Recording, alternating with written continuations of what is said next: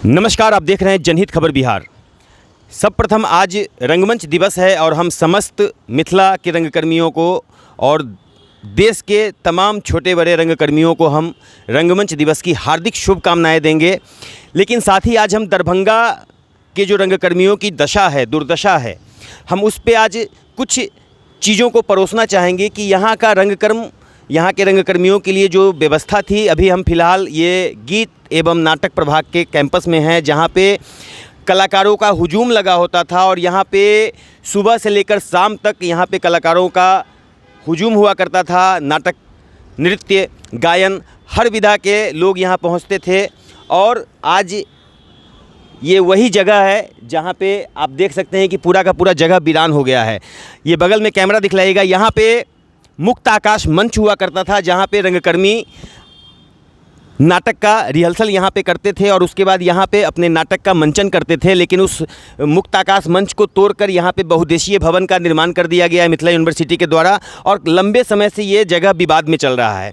आज रंगमंच दिवस पे एक समय हुआ करता था, पहले की बात अगर हम बता दें, यहाँ पे रंगमंच दिवस पे रंगकर्मियों की हुजूम इकट्ठा होती थी और बहुत ही धूमधाम से रंगमंच दिवस मनाया जाता था। लेकिन आज हम चलिए यहाँ पे कुछ वरिष्ठ 2-3 रंगकर्मी पहुँचे हैं आज रंगमंच दिवस पे।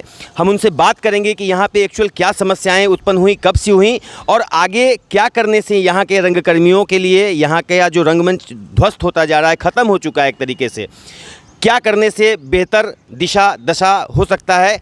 आइए हम यहाँ पे कुछ लोग हैं, उनसे बात करेंगे। तो आइए, यहाँ पे वरिष्ठ रंगकर्मी हैं और हम इनसे बात करते हैं कि यहाँ पे क्या एक्चुअल समस्या है और आज रंगमंच दिवस पे क्या कुछ कहना चाहते हैं। नमस्कार भैया। नमस्कार। और हम इनका परिचय कराएंगे। ये बहुत ही पुराने रंगकर्मी हैं, रंजीत कुमार झा उर्फ बिट्टू बवाली के नाम से भी ये पूरे शहर में प्रसिद्ध हैं। और आइए जी भैया, थोड़ा सा हमें भी बैठने का जगह दीजिए। क्या कुछ कहेंगे, आज रंगमंच दिवस है और यहाँ की दुर्दशा पे कुछ क्या कहेंगे। देखिए, आज राष्ट्रीय रंगमंच दिवस है तो हम अपनी भाषा को भी उसी प्रकार से रखना चाह रहे हैं जी। सबसे पहले तो राष्ट्रीय रंगमंच दिवस के अवसर पर गैर रंगकर्मियों को हार्दिक शुभकामनाएं। रंगकर्मियों को मैं इसलिए शुभकामना नहीं दे पा रहा हूँ क्योंकि कितनी शुभकामना में एक रंगकर्मी अपना जीवन यापन कर रहे हैं, ये शायद जो रंगकर्मी हैं वही जानते होंगे। और गैर रंगकर्मी लोग जो हैं वो आप पंचायत स्तर से लेके और बॉलीवुड, टॉलीवुड, जितने भी इंडस्ट्रीज हैं इस कला के क्षेत्र के जी, सभी लोगों को किस प्रकार से मैनेज किया जाता है, ये एक बात आप लोगों से खासकर नहीं छिपी हुई है। और अभी जहां हम लोग बैठे हुए हैं, ये दरभंगा कमिश्नरी ही नहीं, पूरे मिथिला क्षेत्र की ही हम बात नहीं करेंगे। उत्तर बिहार में एक लौता संस्था था, ये भारत सरकार का उपक्रम, जिसका पीछे बोर्ड लगा हुआ है, हमारे दर्शक देख सकते हैं। ये भारत सरकार का ये उपक्रम था गीत और नाटक प्रभाग। यहाँ पूरा मिथिला क्षेत्र के लड़के लोग आते थे, यहाँ नुक्कड़ नाटक का आयोजन होता था। बहुत ऐसे अद्भुत नाटक का आयोजन यहाँ हुआ जो शायद इतिहास के स्वर्णिम अक्षरों में लिखा जाएगा। लेकिन आज ये अपने बदहाली पर स्वयं रो रहा है, जिसका प्रमाण आपके समक्ष है कि आज राष्ट्रीय रंगमंच दिवस है। एक समय में यहाँ पर बहुत गुलजार हुआ करता था आज के दिन, और आज के दिन ये अपने दुर्दशा की कहानी बयां कर रही है जो आज अभी तक, जबकि आज राष्ट्रीय कोई छुट्टी घोषित नहीं है, कोई ऐच्छिक छुट्टी नहीं दी गई है कर्मचारियों को, फिर भी कार्यालय बंद है, ताला लटक रहा है। तो इससे बड़ी दुर्दशा और नहीं हो सकती है। केंद्र सरकार इस पर क्यों चुप है, क्या मिली भगत है, ये बात तो हम लोग नहीं समझ रहे हैं। लेकिन आप लोगों के माध्यम से हम केंद्र सरकार को ये आग्रह करते हैं, उनसे प्रार्थना करते हैं कि आप जो नाटक आपके संस्कृति विरासत को संरक्षण करने का काम करता था, समाज में एक सकारात्मक संदेश देने का काम करता था, भाषा की शुद्धि की पकड़ बनाने का काम करता था, आज उस भारतीय सांस्कृतिक परंपरा से नाटक को बचाने के लिए यथाशीघ्र आप प्रयास शुरू करें। ये प्रयास अगर नहीं होगी तो हम कहते हैं जो नाटक तो खैर राष्ट्रीय स्तर का चीज़ है, अगर नाटक पर नहीं ध्यान दिया गया तो हमारा जो क्षेत्रीय फोक जो गीत संगीत है, नाट्य है, वो समाप्त हो जाएगा। और नाट्य कोई नया विद्या नहीं है। आप जब हमारे वेद विद्या का अध्ययन करेंगे, प्राच्य विद्या का अध्ययन करेंगे, तो नाट्य शास्त्र एक विधा है, एक विद्या है जिसकी पढ़ाई आदिकाल से होती चली जा रही है। हम आप लोगों के माध्यम से केंद्र सरकार से आग्रह करते हैं कि इस जगह के पुनरुद्धार जीर्णोद्धार के लिए यथासंभव प्रयास करें। और हमारे जो रंगकर्मी हैं उनसे हम कहते हैं कि आप अपना हौसला बनाए रखिए। आपके अंदर जो गुण है, कोई ज़रूरी नहीं है कि आप बड़े सिनेमा में जाकर ही अपने गुण बड़े पर्दों पर दिखा दें। आजकल बड़े पर्दों पर कलाकार नहीं किलाकार आ रहे हैं। एक चीज़ बताइए कि आज कहीं ना कहीं युवा वर्ग में सिनेमा के पीछे, सीरियल्स के पीछे जो तथाकथित कलाकार आपने बताया कि हैं, तो उन लोगों का रुझान ज़्यादा हो रहा है। और कहीं ना कहीं बिहार की बात करें तो बहुत ऐसा भी जगह है जहाँ पे नाट्य संस्थाएं सक्रिय हैं। पटना को ले लें या आरा को ले लें, बहुत सारा ऐसा जगह है। लेकिन दरभंगा में लगभग नाटक ख़त्म हो चुका है। तो यहाँ पे पुनः नाटक को शुरुआत करने के लिए क्या करना पड़ेगा? और जो युवा वर्ग सिनेमा के प्रति ज़्यादा प्रेरित हो रहे हैं, उस तरफ भाग रहे हैं, उन युवाओं को क्या कहना चाहते हैं? देखिए, उन युवाओं को तो मैं सबसे पहला संदेश ये देना चाहूँगा कि आप सिनेमा और नाटक में फ़र्क समझें। आज के डेट में आप देखते होंगे कि जन्म से लेकर और जब वो सिनेमा बनाने के लिए कलाकार जाते हैं तब तक उन्हें नाट्य शास्त्र का कोई ज्ञान नहीं होता है। मंच के कितने भागों में बांटेंगे, किस मंच से किस किरदार का मंचन होगा, उनको कोई ज्ञान नहीं है। लेकिन आज के तिथि में वो सिनेमा में, कमर्शियल सिनेमा में बहुत नाम कमा लिए, बहुत पैसा कमा लिए। तो आज के हमारे युवा नाटक की तरफ नहीं भाग रहे हैं। वो जो पैसा का खिंचाव है ना, वो पैसे के आकर्षण पर भाग रहे हैं। वेब सीरीज जो भी हो, वेब सीरीज हो, क्षेत्रीय सिनेमा हो, राष्ट्रीय सिनेमा हो। आज देख लीजिए कलात्मक फिल्में कितने बनते हैं। आपके समक्ष मैं 2-4 कलाकार का नाम लेना चाहूँगा। आप आदरणीय नाना पाटेकर साहब को देख लें, आदरणीय मनोज बाजपेयी को देख लें, कितने सिनेमा इन्हें मिल रहे हैं और किस प्रकार के सिनेमा मिल रहे हैं। और वहीं पर मैं इतना ठोक के कहना चाहूँगा, उन बेहुदे कलाकार को भी देख लीजिए जो कहते हैं कि मैं बेहुदा हूँ, सेलिब्रिटी हूँ, और वो प्रचार किसका करते हैं? तो जो हमारे चीज़ में सरकार के द्वारा प्रतिबंधित किया गया चीज़ है, मैं उसका नाम भी नहीं लेना चाहता हूँ, लेकिन वो लोग सरेआम प्रचार करते हैं। आपने कभी देखा? चूँकि जो रंगमंच से जुड़े कलाकार होंगे वो सहृदय कलाकार होंगे, वो सात्विक सोच के होंगे, वो नकारात्मक हो नहीं सकते हैं। और आज के जो सिनेमा जगत है वहाँ नकारात्मकता नहीं, सकारात्मकता नहीं, नकारात्मकता को पसंद किया जाता है। योजना बनाई जाती है जो इस लड़के को हमें प्रमोट कर देना है।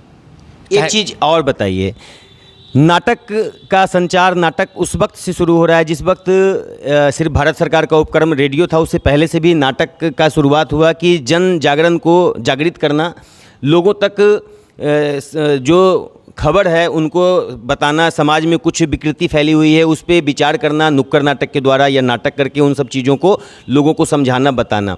लेकिन आज नाटक तो ख़त्म ही हो गया है। कहीं ना कहीं ये सिनेमा के पीछे जो है, सिनेमा के वजह से हमारा जो भारतीय संस्कृति है, हमारी जो परंपरा है, क्या उसके सिनेमा के द्वारा खिलवाड़ नहीं किया जा रहा है?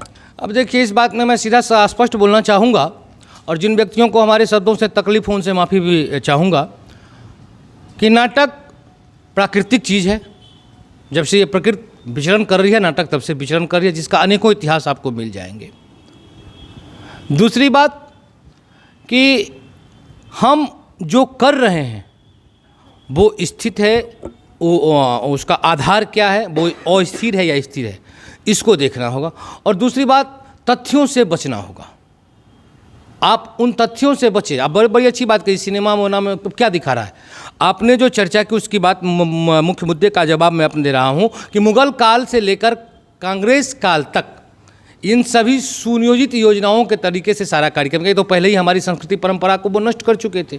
हमारे पास ले देकर के हिंदुस्तान में एक परिवार बच गया था, जिस परिवार की बदौलत हम अपने आप को हिंदुस्तान कहते थे। अब देख लीजिए, जब से ये हिंदी और सिनेमा का प्रचलन वाला, जहाँ कलाकारों की एंट्री बंद हो गई और गैर कलाकार आ गए, उस सिनेमा में क्या दिखाता है?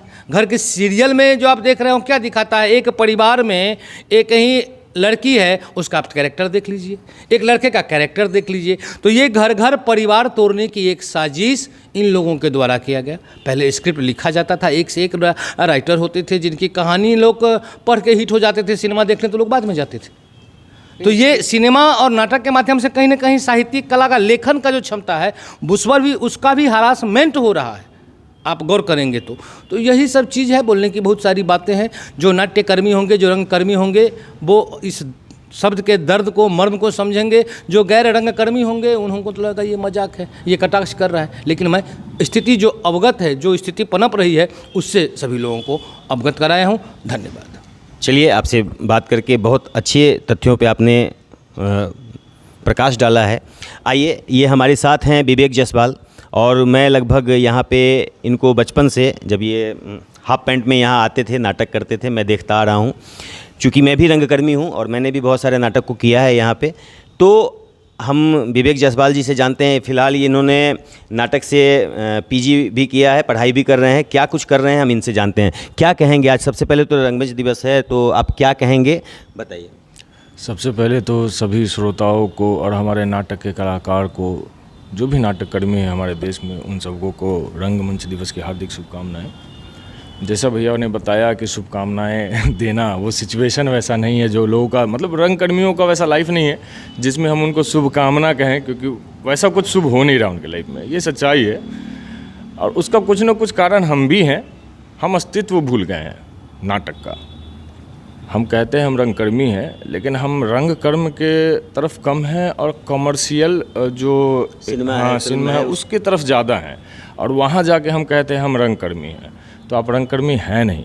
ठीक है, आप वहाँ एक बिजनेस है एक तरीके का, आप उसके वहाँ के कलाकार हो सकते हैं, रंगकर्मी नहीं हो सकते। रंगकर्म बहुत अलग चीज़ है।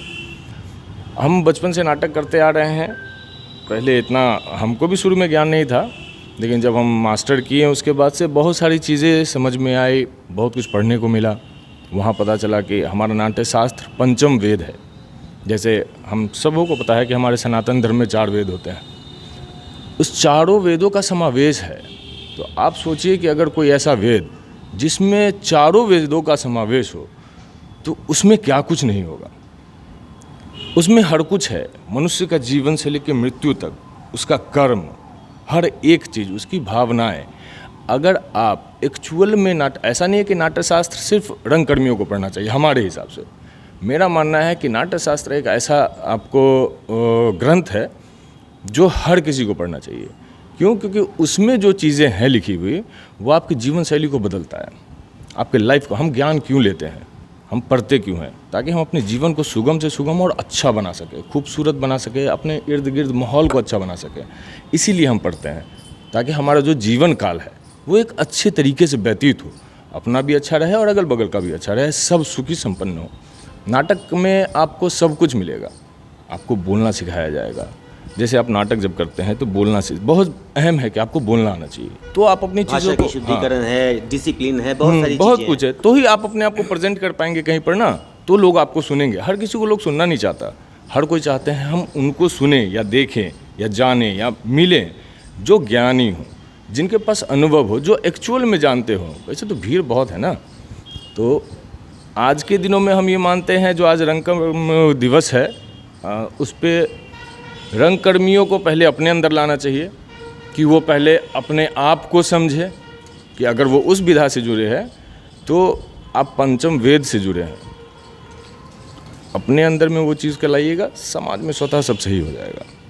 तो कहीं ना कहीं इस बात को ऐसे भी मतलब हम लोग रख सकते हैं कि नाटक हमारी संस्कृति को, हमारी पहचान को जीवंत करता था, हमारी सभ्यता संस्कृति को बचाने का काम करता था। वहीं पर आज जो सिनेमा है वो हमारी संस्कृति को कहीं ना कहीं तोड़ रहा है, आघात कर रहा है, उसको बजाबते उसको बिगाड़ता चला जा रहा है। पश्चिमी सभ्यता बहुत ज़ोरों शोर के साथ हमारे देश में फैलती जा रही है।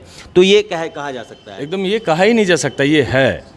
अब देखिए, जहाँ तक आपके अभी आपने बोली सभ्यता संस्कृति, नाटक क्या है? नाटक एक्चुअल में है क्या? आप समझिए, कला क्या है? कला आपके सभ्यता और संस्कृति को ही अपने मतलब भाव से प्रकट करता है।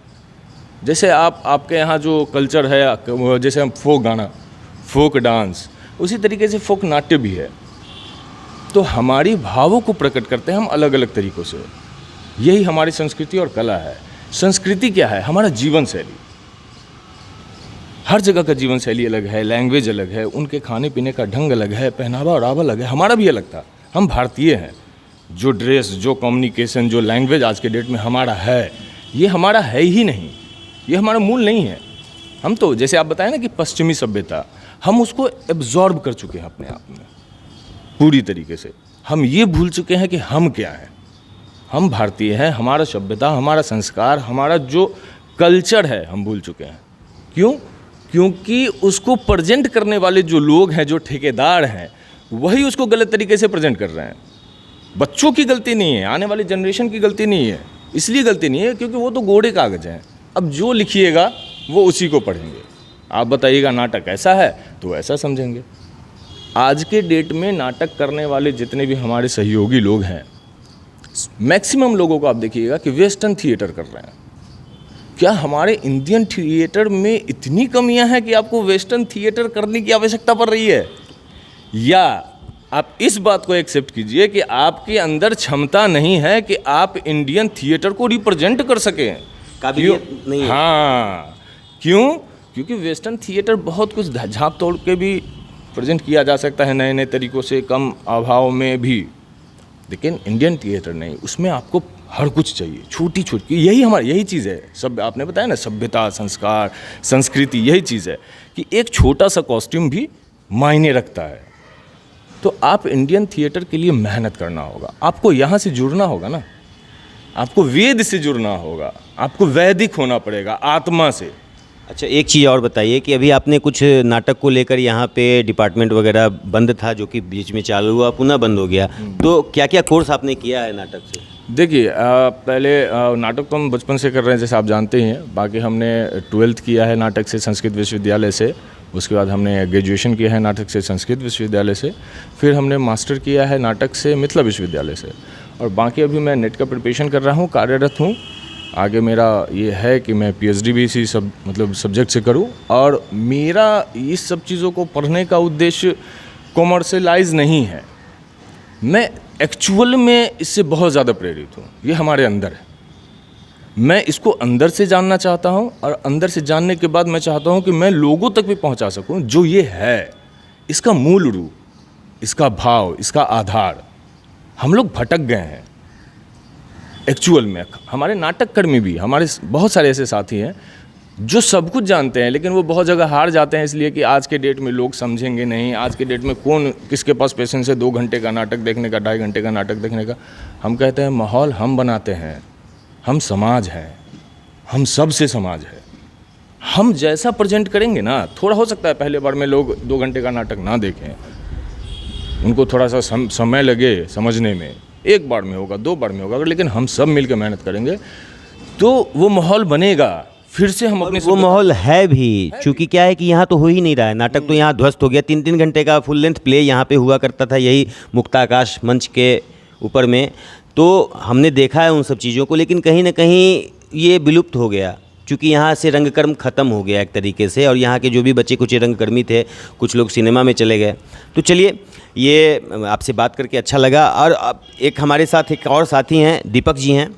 और दीपक जी ने अभी फ़िलहाल में एक सिनेमा भी किया था, माछ मखान किया था ना आपने, मिथिला मखान, जो कि शायद नेशनल अवार्ड भी उस सिनेमा को मिला है। तो आइए हम इनसे इनका तजुर्बा जानते हैं। इन्होंने रंगकर्म को भी किया है और उस सिनेमा में काम करके इनको कैसा लगा, और आज क्या कहना चाहते हैं इस दुर्दशा पे रंगमंच के। आइए थोड़ा इनके बगल में हम बैठते हैं। और जी, क्या कहेंगे आज इस रंगमंच दिवस पे, क्या कहेंगे? देखिए, हम यही कहेंगे, जो आज जो दिवस है, इस दिन यहाँ पे भीड़ होना चाहिए। पूरा ये जो है रंगमंच, ये भरा रहना चाहिए। लेकिन यहाँ क्या है, जो न सरकार सपोर्ट कर रही है, न विश्वविद्यालय सपोर्ट कर रही है, और न नाटक विभाग सपोर्ट कर रही है। कला जो है, या शिक्षा, या संस्कार, या संस्कृति कहाँ से आया? सब हमारे माता सरस्वती माता, उन्हीं से आया। लेकिन यहाँ क्या है, जो सारा कुछ स्टेज से ही निकला है। आज हम लोग, विवेक जी बोले वेस्टर्न कल्चर, सही बात है। इंडियन कल्चर क्या कोई दिक्कत है नाटक के कलाकार को? इंडियन कल्चर करके, नाटक करके उसमें क्या दिक्कत हो रहा है जो वो वेस्टर्न कल्चर अपना रहे हैं, वेब सीरीज़ में जा रहे हैं। आज हमारे नाटक कलाकार नाम बताए हैं रंजीत जी, जो वो सब क्या है, क्या वो है गिन चुन के, मतलब एक्टिंग कर लिए बस। मिथिला से जुड़ी हुई वो फिल्म थी और यहाँ पे आके यूनिट ने काम किया, तो कैसा अनुभव रहा आपका? देखिए, सिनेमा सिनेमा है, स्टेज कलाकार वो अलग हैं, उन्हीं से सब निकले हैं। चाहे वो जितने भी एक्टर हैं या एक्ट्रेस हैं, उसका अलग माहौल है। स्टेज नाटक करने का अलग माहौल है। स्टेज पर नाटक कीजिएगा तो आपको लगेगा जो हम दिल से कर रहे हैं। सिनेमा में भी होता है, लेकिन उसमें दोनों अलग अलग है। ये हम सीधा सीधा कह सकते हैं एक बात कि सिनेमा और नाटक तो वाकई में अलग है। नाटक में कोई कट नहीं होता है। 3-3 घंटे के प्ले में लोग अपने अपने किरदार को बखूबी निभाते हैं और वन टेक ओके देकर जाते हैं, जबकि सिनेमा और सीरियल में 100 से ज़्यादा कट होता है, हज़ारों कट होता है, एडिट होता है। आपको जो चाहिए वो बनाइए, एक बार में नहीं हुआ तो 10 बार में कीजिए। लेकिन नाटक कि विलुप्त होने के पीछे कहीं ये तो कारण नहीं है कि अभी के बच्चों को ये बहुत हार्ड लगने लगा है कि सिनेमा ज़्यादा अच्छा है और नाटक ज़्यादा हार्ड है? ऐसा तो कहीं फील नहीं हो रहा है। हम इस पे रंजीत भैया का विचार जानना चाहेंगे, चूँकि बहुत अच्छी बात इन्होंने बताया है। क्या ऐसा कुछ, मतलब इसका भी प्रभाव है क्या? देखिए, सबसे बड़ी प्रभाव पड़ा जो नाट्य शास्त्र के जो छात्र थे 90 के दशक के बाद, उनको रोज़गार मिलना थोड़ा कठिन हो गया। आप प्राथमिक विद्यालय से आए और महाविद्यालय तक का अगर सफ़र तय करेंगे तो संगीत के शिक्षक, नाट्य शास्त्र के शिक्षक, स्पोर्ट्स के शिक्षक, जिसे पीटीआई लोग कहते थे, इन सारा बहाली होता था स्कूल से लेकर महाविद्यालय तक। 90 के दशक के बाद ये प्रथा बंद हो गई। स्कूल, कॉलेज, महाविद्यालय में एनुअल फंक्शन होता था जिसमें मुख्य रूप से नाटक होता था। दुर्गा पूजा, काली पूजा, छठ, गणेश उत्सव, रक्षाबंधन आदि विभिन्न पर्व पर विभिन्न पंचायतों, सुदूर ग्रामीण इलाका में भी नाटक का आयोजन होता था, ग्रामीण स्तर में। और मैं आपको बताऊं कि हम लोग खुद उसके गवाह हैं कि जब गांव में नाटक का मंचन होता था तो फीमेल पात्र के लिए कोई महिला नहीं होती थी। हम लड़कों में से ही फीमेल पात्र तैयार किया जाता था। और आज की तिथि में ये सुगमता आ गई कि अब महिला पात्र बड़ी आसानी से मिल जाती है। महिलाओं का भी रुझान नाटक की तरफ बढ़ा। लेकिन समाज में तथाकथित जो हमारे इस डिपार्टमेंट के जो ठेकेदार हैं, जो अधिकारी हैं, सरकार का भी हाथ है। और सबसे बड़ा हाथ हमारे यहाँ के जो स्थानीय नेता लोग हैं, जो हमारे बोर्ड से चुन के गए हैं, सांसद, स्थानीय विधायक,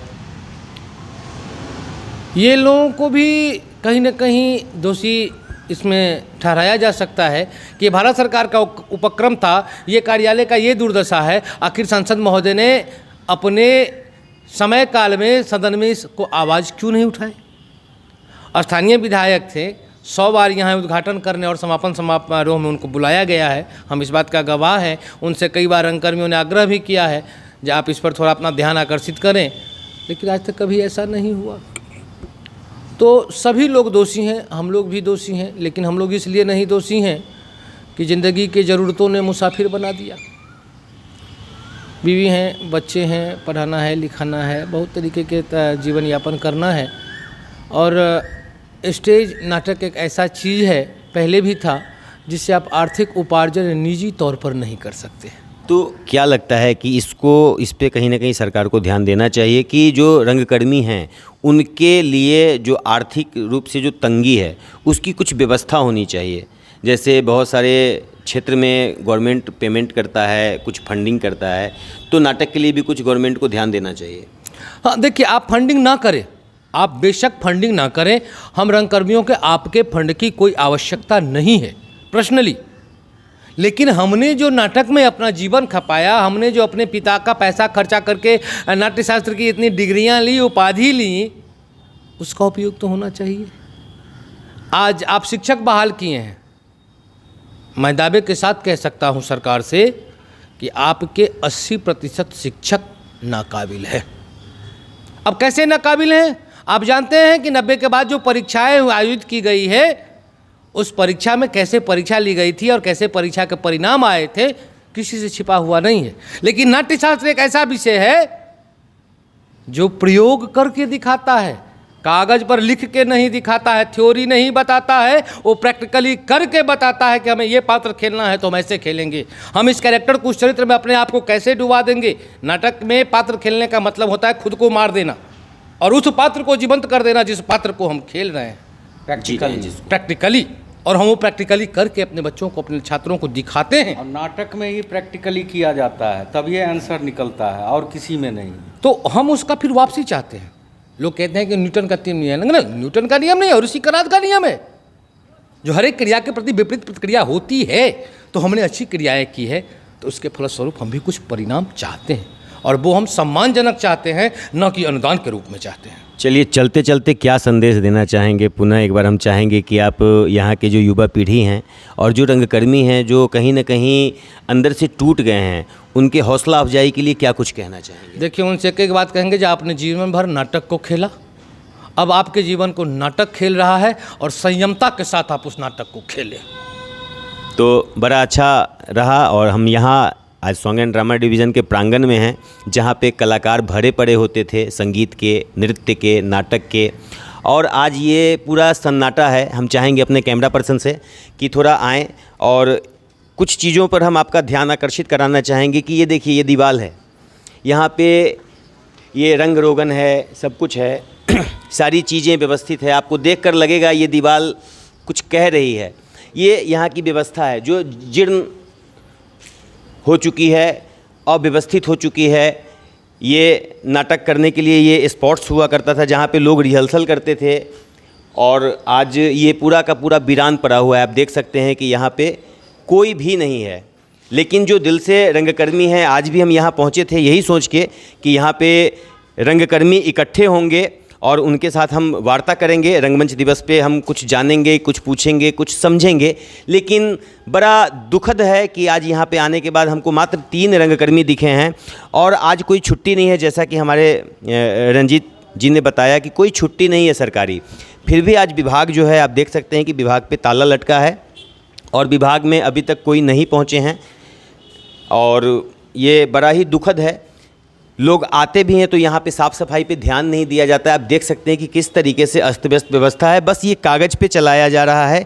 क्योंकि सॉन्ग एंड ड्रामा डिवीज़न में जो लोग हैं उन लोगों को सैलरी भी मिल रही है, सारी चीज़ें हो रही हैं, लेकिन जो एक्चुअल यहाँ के इप्टा से, तर्जनी से या और भी नाट्य संस्थाएँ थी जिनसे जुड़े हुए जो लोग थे, उनकी स्थिति बहुत बुरी है। तो चलिए, आज रंगमंच दिवस पे बस इतना ही। हम कोशिश करेंगे और प्रयास रहेगा मेरा कि पुनः यहाँ पे जो नाटक था, जो यहाँ की संस्कृति थी, वो जीवित हो। उसके लिए जो प्रयास करना पड़ेगा, उसके लिए हम लोग सजगता से प्रयास करेंगे। तो अभी हम आकाशवाणी में हैं और बहुत ही वरिष्ठ रंगकर्मी हैं, लगभग 35 वर्षों से ये रंगकर्म से जुड़े हुए हैं, और इनका नाम है गोपाल कृष्ण श्रीवास्तव। और आइए, आज रंगमंच दिवस पे हम इनसे जानते हैं क्या कुछ कहना चाहते हैं। जी भैया। सबसे पहले तो रंगमंच दिवस पे हम सभी रंगकर्मियों को, जो नाटक देखने वाले नाट्य प्रेमी हैं उनको, और जो हमारे साथ रंगमंच से जुड़े रहे उन सबको हार्दिक शुभकामना देता हूं। रंगमंच की बात जब आती है, आज रंगमंच दिवस है, तो रंगमंच को याद करने का दिन है। लेकिन सिर्फ रंगमंच को याद करने के दिन से नहीं होगा, रंगमंच तो हमें हमेशा याद रहता है, ये कभी भूलने वाली बात ही नहीं है। लेकिन आज जो हम देख रहे हैं, ख़ास तौर पे दरभंगा में रंगमंच की स्थिति बहुत ही दयनीय है, दुख होता है देखकर, क्योंकि अब पहले वाली बात नहीं दिखती। एक समय था जब दरभंगा में खूब नाटक हुआ करता था, काफ़ी। एक तर्जनी संस्था हुआ करती थी, वहाँ रिहर्सल होता था हराही के पास। फिर सॉन्ग एंड दरभंगा इप्टा भारतीय जन नाट्य संघ, वो भी सक्रिय था और वहाँ भी खूब रिहर्सल होता था और खूब नाटक का लेकिन लगभग पिछले 1 दशक से ये सारी चीज़ें बंद हैं, तो इसके पीछे क्या है रीज़न? देखिए 1 दशक से बंद जो है दरभंगा में रंगमंच की गतिविधि नहीं दिखाई देती है। उसके 1-2 कारण है। एक कारण तो ये है कि पहले रंगमंच की जो गतिविधि थी तो उसमें जो है सो पटना और बिहार के कई जिलों से जो पीजी करने आते थे, दरभंगा में नाटक से पीजी करने आते थे। एकमात्र विश्वविद्यालय है जहाँ नाटक से पीजी हुआ करता था। तो वो लोग आते थे तो नाटक का जो है सो यहाँ अपना प्रैक्टिकल शो करते थे, तो हम लोगों को भी लेते थे, स्थानीय कलाकार को लेते थे और रिहर्सल करते थे। तो उनका भी 1-2 प्रोडक्शन 4 प्रोडक्शन साल में हो जाता था और हम लोग का अपना भी प्रोडक्शन होता था, तो बहुत अच्छी गतिविधि थी। लेकिन अब जो देखने को नहीं मिल रहा है ये गतिविधि, सॉन्ग एंड ड्रामा डिवीज़न जो है वहाँ भी जो नाटक वगैरह हुआ करता था तो वो भी मृत प्राय है। पहले रंगकर्मी सब वहाँ जा कर के जो है सो रिहर्सल करते थे, तो वहाँ भी अब जो है वो व्यवस्था नहीं है। बड़ा अजीब सा लगता है वो जगह देख कर के। तो कोई अस्थाई व्यवस्था नहीं है रंगकर्मियों को।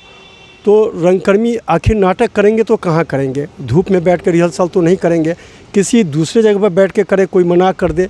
तो उनका अपना एक जगह होना चाहिए। साथ ही जो लाइट वगैरह का जो व्यवस्था होता है, इक्विपमेंट सब है, बहुत सारे इक्विपमेंट होते हैं, वो सब जो है जब कोई एमेचर थिएटर ग्रुप अगर करना चाहता है और वो अपना रिहर्सल करता है, प्रोग्राम करता है, तो उनको ये सब हायर करना पड़ता है, तो महंगा पड़ता है। जबकि टिकट बेच कर भी उतना पैसा नहीं हो पाता है। तो कहीं ना कहीं आर्थिक प्रॉब्लम भी है और जगह की भी दिक्कतें आ गई हैं, जिसकी वजह से ये जो रंगमंच है कहीं ना कहीं अस्त व्यस्त हो गया है। हाँ, रंगमंच अस्त व्यस्त होने का 2-3 कारण है। हम फिर बोल रहे हैं, आप जब आर्थिक की बात करें तो आर्थिक तो एक मूल कारण है। अब देखिए ना कि एक कलाकार जो है सो सारा दिन 1-1 महीना 2-2 महीना रिहर्सल करता है, उसका परफॉर्मेंस करने जाता है, तो उनको इतना पैसा भी नहीं मिलता है जितना वो खर्चा कर देते हैं। तो उनके अपने पॉकेट खर्चा की तो बात ही छोड़ दीजिए। आखिर एक समय के बाद अगर लोग इसमें एस्टेब्लिश्ड नहीं होगा, अपने करियर को नहीं बनाएगा, तो अपने परिवार को, अपने जीवन को कैसे चलाएगा? तो व्यवस्था ऐसी होनी चाहिए कि रंगमंच में उसे अपना करियर देखे। तो इसके लिए तो सरकार को आगे आना पड़ेगा ना। इसके लिए सरकार को सोचना पड़ेगा कि हम कैसे इसको करियर के रूप में जुड़े, जिससे जो है रंगकर्मी आकर्षण होकर के यहाँ आए, आकर्षित होकर के आए। आज देखिए जो म्यूजिक से पीजी किए या म्यूजिक से बीएड किए, उन लोगों को नौकरी हो गई। कई वो रंगकर्मी को नौकरी हुआ है बताइए? हमें तो नहीं पता है कि कोई रंगकर्मी को नहीं, ऐसी कोई रंगकर्मी के लिए वैकेंसी निकल ही नहीं रही है। तो रंगमंच को हम क्या कहें, कहाँ से रंगमंच मर रहा है वो तो स्पष्ट है, बोलने की ज़रूरत नहीं है ये। तो जैसा कि आपने सुना कि बहुत सारी समस्याएं हैं यहाँ के रंगमंच में, जबकि बिहार में बहुत ऐसी जगह है जहाँ रंगमंच सक्रिय है, लेकिन दरभंगा में 1 दशक से ज़्यादा हो चुका है और यहाँ का रंगमंच डेड हो चुका है। और कहीं ना कहीं इस पर सरकार को, यहाँ के जो स्थानीय नेता हैं, जो सांसद हैं, जो विधायक हैं, या यहाँ के जो स्थानीय जो लोग हैं इनसे जुड़े हुए, उनको ध्यान देने की ज़रूरत है। तो चलिए, रंगमंच दिवस पे हमने छोटा सा एक प्रयास किया है। अस्त व्यस्त जो व्यवस्था है हमारे दरभंगा के रंगमंच की, हमने दिखाने का प्रयास किया है और मैं चाहूँगा कि इस व्यवस्था को सुदृढ़ बनाया जाए। और सरकार से भी अपील है कि जो रंगकर्मी हैं, जो रंगमंच से जुड़े हुए हैं, उन लोगों के लिए कुछ सरकार भी सोचे। मुझे विदा दीजिए, मैं मनीष सिंह। मिलते हैं अगली खबर के साथ। धन्यवाद।